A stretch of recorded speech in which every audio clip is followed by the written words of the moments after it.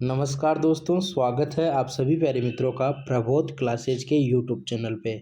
दोस्तों, आज हम एक महत्वपूर्ण विषय के बारे में चर्चा करने वाले हैं, जिसमें हम लोग आगामी जितनी भी भर्तियां हैं उनमें आपके grade first, grade second, grade third हो, लैब असिस्टेंट हो, एलडीसी हो, आपके पीटीआई हो, बेसिक कंप्यूटर टीचर हो, इसके अलावा जितनी भी प्रकार की भर्तियां जो है राजस्थान सरकार करवाती है उसके बारे में चर्चा करेंगे कि कब तक भर्तियां आनी है, कितनी पदों पे आनी है, किस लेवल की आपको तैयारी करनी चाहिए। इन सब विषयों के बारे में हम लोग बारी बारी से चर्चा करने वाले हैं। तो दोस्तों, आप वीडियो के साथ बने रहिए। दूसरी बात, अगर अभी तक जो है वीडियो को लाइक नहीं किया है, अपने दोस्तों के साथ, मित्रों के साथ शेयर नहीं किया है तो कर दीजिए। साथ ही अगर आपने हमारे यूट्यूब चैनल की सदस्यता नहीं ली है तो हमारे प्रबोध परिवार के सदस्य बनिए। हम लोग आपके हर एक ज़रूरतों को पूरा करने की कोशिश करेंगे। चलते हैं दोस्तों और बात करते हैं आज के अपने टॉपिक के बारे में। देखो, यहाँ पे लिखा हुआ है कि विभिन्न भर्तियों के रिक्त पदों की संख्या माध्यमिक शिक्षा विभाग राजस्थान द्वारा 4 अप्रैल 2024 को, तो कभी अभी 4 अप्रैल को जो है जारी हुई है। 4 अप्रैल को ये जारी हुई है। 4 अप्रैल को ये जारी हुई है रिक्त पद, है ना। आपके ग्रेड फर्स्ट में कितने रिक्त पद है ये इन्होंने बताया है 21,121। हालांकि इससे ज़्यादा भी हो सकते हैं।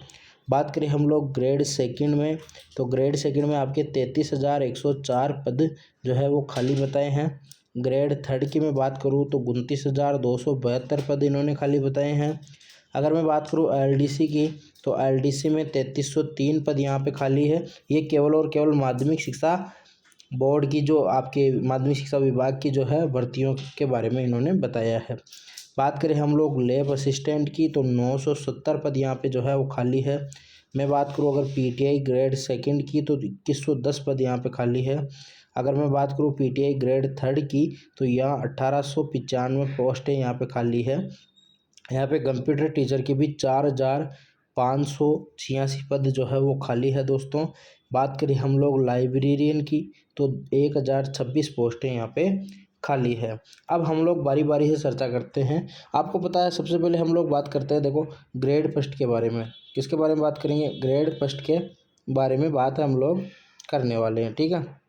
किसके बारे में बात कर रहे हैं हम लोग? ग्रेड फर्स्ट के बारे में बात करते हैं। तो ग्रेड फर्स्ट में आपको मैं बता दूं कि 21,121 पोस्टें यहाँ पे खाली बताई जा रही है, ठीक है। अब 21,121 में जो सरकार का नियम है ना, वो ये कहता है कि भाई जो आधी पोस्टें हैं, यानी कि लगभग 11,000 जो पद है, कितनी? 11,000 जो पोस्टें हैं वो भरनी है आपकी डीपीसी से, यानी कि पदोन्नति से, ठीक है। और पदोन्नति किस में से होगी? यहाँ पे ग्रेड सेकंड में से होगी। भाई, ग्रेड फर्स्ट का कोई टीचर बनेगा तो ग्रेड सेकंड वाला है वही बनेगा, ठीक है। तो यहाँ आपके पास लगभग 11,000 पोस्टें जो आपको तैयारी करनी है वो बच जाती है। हम लोग तो ये मोटा मोटी मान लें कि 11,000 पोस्टें आपके पास ग्रेड फर्स्ट में आने वाली है, ठीक है। अब ये जैसे ही आचार संहिता, और मैं आपको बोल रहा हूँ, जैसे ही आचार संहिता खत्म हो जाएगी, आचार संहिता खत्म हो जाएगी ना, उसके बाद में ये जो है वो पोस्टें आने लग जाएगी। और बारी बारी से आपके पास आरपीएससी द्वारा जो है वो आचार संहिता के बाद जो है पोस्टें आनी लग जाएगी, ठीक है। बात करें हम लोग ग्रेड सेकंड की, जैसा मैंने अभी बताया कि डीपीसी बनेगी, और डीपीसी में यहाँ पे 33,104 पद है। और 33,104 पद बहुत पद होते हैं खाली होने के, लेकिन अगर इसमें से 10,000 या 11,000 पद जो है वो डीपीसी द्वारा ग्रेड फर्स्ट में बढ़ जाते हैं, तो यहाँ पे अपने पास 23,000 पोस्टें लगभग रहती है, ठीक है। कितनी पोस्टें रह जाती है? सॉरी, यहाँ पे अगर 11,000 इधर चले जाते हैं तो पोस्टें यहाँ पे जो है 11,000 और बढ़ जाएगी, तो यहाँ पे 44,000 पोस्टें आपके पास हो जाएगी। लेकिन ग्रेड थर्ड में से भी जो है वो पद जो है वो आने हैं इसमें। ग्रेड थर्ड में भी क्या है? पोस्टें आनी हैं। तो ग्रेड थर्ड में से जो पोस्टें इसमें आएगी, तो लगभग हम लोग मान लें कि 33 है ना, तो 33 की जगह हम लोग यहाँ पे 16,000 जो है पोस्टें इसमें ग्रेड फर्स्ट थर्ड के द्वारा भरने वाले हैं, है ना। ग्रेड थर्ड के द्वारा आपके 16,000 पोस्टें भर जाएगी ग्रेड सेकंड में। फिर भी उसके बावजूद भी आपके पास देख लीजिए कि लगभग 30,000 पोस्टें यहाँ पे, कितनी 30,000 पोस्टें जो है वो आपके बचने वाली है। तो ग्रेड सेकंड में बड़े संख्या में जो है वो पोस्टें खाली है। तो लगभग यहाँ पे 15,000 के लगभग जो है वो तय है कि 15,000 के लगभग जो है वो भर्ती आनी है, अगर सरकार सही से फैसले लेती है तो। क्योंकि जिस हिसाब से पद खाली है तो स्कूलों में भी सिलेबस करवाने की जो है वो दिक्कत होती है। बच्चे पढ़ेंगे कैसे अगर शिक्षक ही नहीं होंगे तो ये भी बात होती है। बात करें हम लोग थर्ड ग्रेड की, तो थर्ड ग्रेड में यहाँ पे किसी भी कहीं से भी पद आते नहीं हैं, केवल और केवल भर्ती से ही लेते हैं। तो हम लोग ये मान सकते हैं कि ग्रेड थर्ड में लगभग आपके 29,000, और फिर जब इसमें 16,000 और चले जाएंगे या 14-15,000 और चले जाते हैं तो यहाँ वही 35-40,000 के लगभग पोस्टें आपके पास खाली हो जाएगी। जिस प्रकार से बड़ी भर्ती पिछली बार आई थी उसी प्रकार से जो है वो बड़ी भर्ती आपके ग्रेड थर्ड में भी आनी है।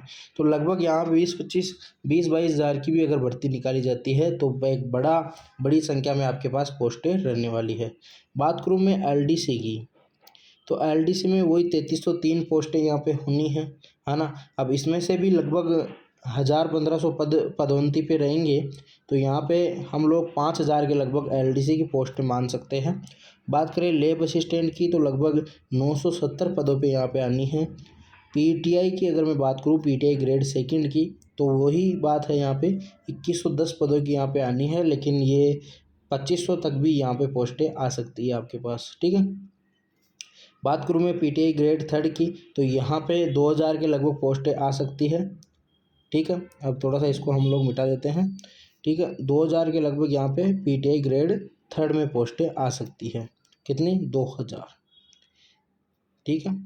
बात करें हम लोग यहाँ बेसिक कंप्यूटर टीचर की, तो 4,586 पद यहाँ पे खाली है, ठीक है। उसके बाद बात करें हम लोग कि 1,026 पद जो है वो खाली है। अब देखो ये पद जो खाली है ना, ये तो अलग बात होती है, क्योंकि एक ही बार में तो इतनी पोस्टें की जो है वो भर्ती नहीं करवाएगी सरकार, क्योंकि इतना सोर्स भी नहीं रहता है सरकार के पास, हम भी समझते हैं इतनी चीज़।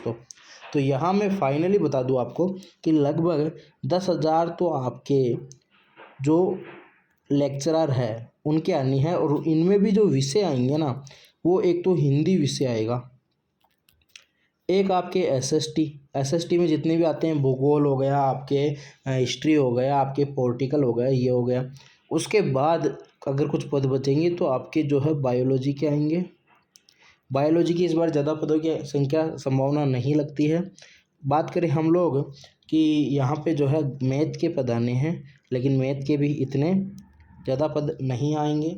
उसके बाद हम लोग बात करें कि यहाँ पे कॉमर्स के भी पद आने हैं, है ना, जो कॉमर्स वाले टीचर्स होते हैं। बाकी बहुत सारी जो है वो इसमें सब्जेक्ट होती है, आपको पता है। तो आपको मोटा मोटी ये मानना है कि जो ज़्यादा पोस्ट आएगी वो हिंदी, एसएस, अगर आप लोग इनकी तैयारी कर रहे हैं तो बखूबी बढ़िया तैयारी करिए। लगभग इस बार जो है 700-800 के लगभग हिंदी की पोस्टें 800 से 1,000 भी हो सकती है, ठीक है। ये भी मैं दावा करता हूँ, क्योंकि इस बार जितने भी जो विद्यालय कन्वोत हुए हैं तो उनमें आपको पता प्राइमरीली आपको पता प्राथमिक रूप से जो है वो 11th-12th में हिंदी, पॉलिटिकल साइंस, ज्योग्राफी ऐसे सब्जेक्ट ही आते हैं, हाँ। तो डायरेक्ट साइंस मैथ वहाँ पे नहीं देते, क्योंकि टीचर्स वहाँ पे हो नहीं हो, सोर्स हो। क्योंकि जब साइंस मैथ की बात करते हैं हम लोग तो वहाँ आपको फिजिक्स के लैब चाहिए, केमिस्ट्री की चाहिए, बायोलॉजी की लैब चाहिए, तो ये सब बनाने में टाइम लगता है, ठीक है। बात करें ग्रेड सेकंड की, तो ग्रेड सेकंड में भी लगभग 15 से 20,000 पद आने की संभावना है। तो 15,000 तो आप लोग मान के चलिए कि 15,000 पोस्टें अगर सही से राज्य सरकार निकालती है तो आएगी। ग्रेड थर्ड की भी 20,000 पोस्टें यहाँ पे आ सकती है, तो ये भी आपको ध्यान रखना है। बाकी ये जो छोटे मोटे पद हैं इनकी पोस्टें बराबर ही आने की संभावना रहेगी। तो दोस्तों मैंने पूरा का पूरा डिस्क्राइब करने की कोशिश की है। अब हम लोग अगले बात करते हैं, और बात क्या करेंगे कि इसमें आपकी ये भर्तियाँ आ कब सकती है। तो भर्तियों की पूरी संभावना है कि आपके अगस्त में भर्तियाँ आ जाएगी, अगस्त में आपकी भर्तियाँ आ जाएगी। और ग्रेड थर्ड के लिए केवल मैं बता रहा हूँ, ग्रेड थर्ड की जो भर्ती है ना वो होगी रीट के बाद, किसके बाद? रीट के बाद। लेकिन यहाँ अगर आशंका होती है कि ग्रेड फर्स्ट और ग्रेड सेकंड के लिए भी कुछ रीट या फिर टेट का कुछ प्रावधान रखा जाए तो ये भी फिर आपके थोड़ी लंबी खिंच जाती है ना। लेकिन अगर ये नहीं होता है अभी फ़िलहाल के लिए तो ग्रेड फर्स्ट और ग्रेड सेकंड की भर्ती आपके पास आ जाएगी। ग्रेड थर्ड की जो भर्ती आएगी वो रीट होने के बाद ही आएगी, क्योंकि कई लोगों के पास पात्रता नहीं है ना। उसके बाद हम लोग बात करें कि अगस्त में जो भर्ती आने वाली है वो LDC lab assistant, PTI grade third, basic computer teacher और लाइब्रेरियन की ये पोस्टें आने की पूरी संभावना रहेगी। ठीक है, तो चलते हैं और बात करते हैं कि किस प्रकार से आपको इसकी तैयारी रखनी है। ये भी हम लोगों को बात करनी ज़रूरी है। ठीक है, जब मैं बात करूं आपके पास तैयारी किसी चाहिए, देखो आजकल जो है कंपटीशन बढ़ा हुआ है, आपको पता है, और इस कंपटीशन के दौर में आपको अच्छी तैयारी रखनी चाहिए। ठीक है, अच्छी तैयारी रखनी चाहिए। इसमें आपको हर एक सब्जेक्ट को जो है बराबर महत्व देना चाहिए। हर एक सब्जेक्ट को क्या देना चाहिए? बराबर महत्व देना चाहिए। अगर आप किसी भी सब्जेक्ट से, जैसे मैं मेरे बायोलॉजी की बात करूं तो आपको बायोलॉजी पढ़नी चाहिए टाइम पे। अब बायोलॉजी में आपको उन यूनिट को ज़्यादा टारगेट करना है जो आपके अच्छे हो पहले से, है ना। ऐसा कई बार देखा जाता है कि हम लोग जो अपने अच्छे नहीं होते हैं यूनिट, उनको ज़्यादा प्रेफरेंस देते हैं। लेकिन मेरा यह मानना है कि पहले हमको उन यूनिट्स को देखना है जो अपने पहले से अच्छे हो, क्योंकि उनको एक बार हम लोग अगर देख लेंगे तो वो पूरी की पूरी याद आपके पास हो जाएंगे। जैसे मैं उदाहरण दूं, अगर कोई जूलॉजी का स्टूडेंट है जिसने जूलॉजी से जो है वो की है, तो जूलॉजी के स्टूडेंट होने के नाते आपको जैसे एनिमल फिजियोलॉजी है ना, एनिमल फिजियोलॉजी आपको पढ़नी चाहिए। और एनिमल से रिलेटेड या जूलॉजी से रिलेटेड जितनी भी यूनिट्स है उसके साथ साथ आपको यहाँ बायोटेक्नोलॉजी भी इस बार पढ़नी है, क्योंकि पिछली बार बायोटेक्नोलॉजी में जो है अच्छी पोस्टें आई थी। ठीक है, तो दोस्तों मिलते हैं अगले वीडियो में। आपको मैंने थोड़ा सा बताया किस प्रकार से आपको पढ़ना है। अगर आप जीके की बात करें तो जीके के लिए मैंने अलग से वीडियो डाल रखी है, आई बटन में वीडियो आ जाएगी। दोस्तों इसी प्रकार से आप लोग अपना सहयोग बना के रखें। वीडियो को लाइक ज़रूर कर दें, क्या कर दें? लाइक ज़रूर कर दें, और चैनल को सब्सक्राइब भी कर दें। ठीक है, और मिलते हैं अगले वीडियो में। तब तक के लिए राम राम, साथ शुभ दिन। जय हिंद, जय भारत।